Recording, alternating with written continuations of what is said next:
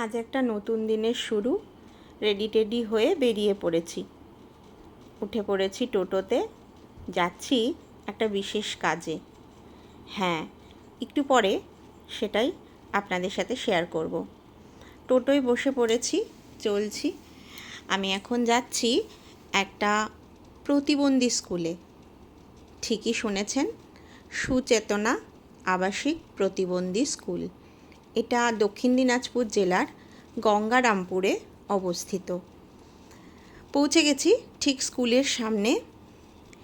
স্কুলে পৌঁছেই ডকুমেন্টে কিছু কাজ ছিল, কেন এসেছি, কী উদ্দেশ্যে এসেছি এবং কটার সময় আমি ইন করছি, সেগুলো সব একটা রেজিস্টারে লিখে দিলাম। চলে এসেছে আমাদের সমস্ত স্টুডেন্টরা। এবার তারা একটু তাদের গ্রুপ ছবিগুলো কমপ্লিট করছে। বললা বিএড কলেজ থেকে এসেছেন। মোটামুটি আমাকে ম্যাডাম যেটা বললেন যে 50 জনের উপরে আপনারা আছেন। তো আমাদের স্কুলের সম্বন্ধে দু একটা কথা একটু বলে দিই, যেহেতু এটা আমাদের একটা স্পেশাল 3টা সেট আপে আমাদের স্কুলটা 2000 মানে 1 সাল থেকে আমাদের রানিং হচ্ছে। এবার আমাদের প্রথম স্কুলটা আমাদের প্রি প্রাইমারি লেভেল এবং প্রাইমারি লেভেল অবধি ছিল। তো গত 2-3 বছর হলো আমাদের এটা জুনিয়র হাই আমাদের আপগ্রেড করা হয়েছে, ক্লাস 8 পর্যন্ত করা হয়েছে।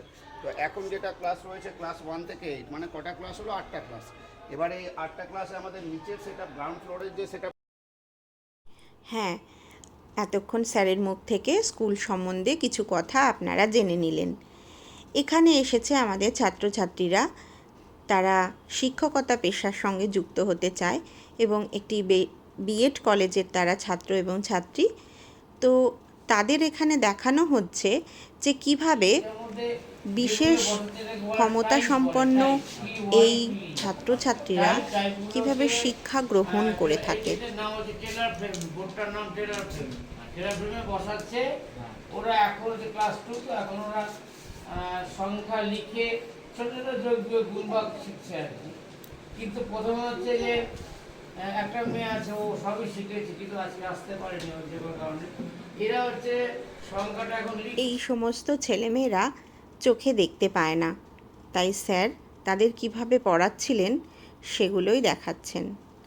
এখানেও আমরা দেখতে পাচ্ছি এরা শুনতেও পায় না এবং বলতেও পারে না।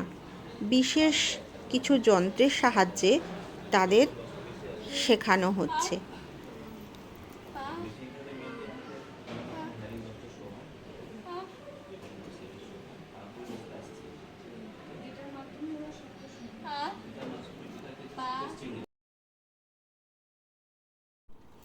আমাদের যাদের সব কিছু অঙ্গ প্রত্যঙ্গ সক্রিয় আছে, তাদের মধ্যে অনেকেই হতাশায় ভোগে।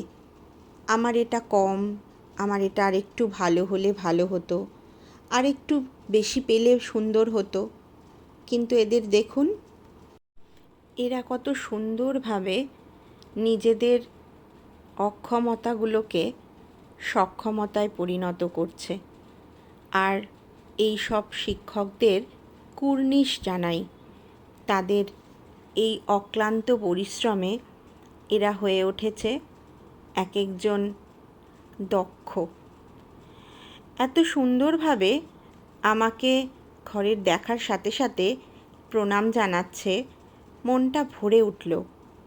এই সমস্ত শিশুদের হাতের তৈরি এই ছোট্ট ছোট্ট সৃষ্টিগুলো কোথাও গিয়ে মনে হচ্ছে সত্যি কত কি দেখার বাকি আছে আমাদের।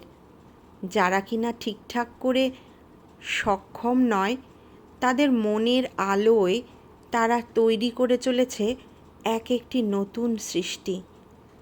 হে ঈশ্বর, তুমি সবাইকে শক্তি দাও, ক্ষমতা দাও, সুস্থ করে দাও। আমার সামনে এই ছাত্রীটি কিছু যোগ ব্যায়াম করে দেখালো। হয়তো সবটা ঠিকঠাক না হলেও তার প্রচেষ্টায় আমি খুব খুশি হয়েছি। আর সামান্য একটা হাততালিতে তাদের মুখের হাসিগুলো দেখার মতন ছিল। অনেকে বলে না, অনেক কিছু টাকা পয়সা দিয়ে কিনতে পাওয়া যায়। সত্যি কথা বলতে কি, এদের সাথে কাটানো সময়টা আমার কাছে একটা শ্রেষ্ঠ সময়। বলতে গেলে মন ভারাক্রান্ত হয়ে যায়। আমরা এখানে উপস্থিত ছিলাম, বাচ্চাগুলোর হাতের কাজ দেখছিলাম, ছবি আঁকা, বিভিন্ন প্রোগ্রাম করার ছবি, আর আমাদের তরফ থেকে ছিল ওদের জন্য সামান্য উপহার। এটা ঠিক উপহার নয়, এটা ভালোবাসা। আর আমাদের ট্রেনিং কলেজের ছাত্রছাত্রীরা ওদের সাথে এতটাই খুশি হয়ে গিয়েছিল যে কোথাও গিয়ে মনে হচ্ছিল যে বড় ছোটোর ভেদাভেদ নয়, তারা একে অপরের কাছে গিয়ে অনেক কিছু পেয়েছে। ধন্যবাদ জানাই প্রধান শিক্ষক মহাশয়কে, যিনি আমাদেরকে এই স্কুলে বারবার সুযোগ করে দেন এই সমস্ত ছাত্রছাত্রীদের সঙ্গে সময় কাটানোর জন্য।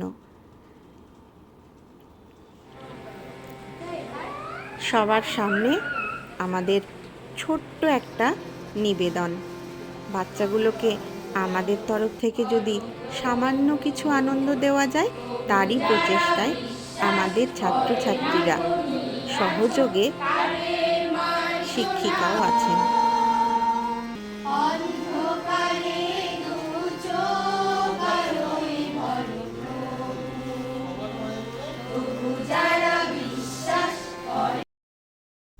সুন্দর একটা মুহূর্ত কাটিয়ে সুন্দর একটা দিন কাটালাম আমরা আমাদের ছাত্রছাত্রীদের সহযোগে।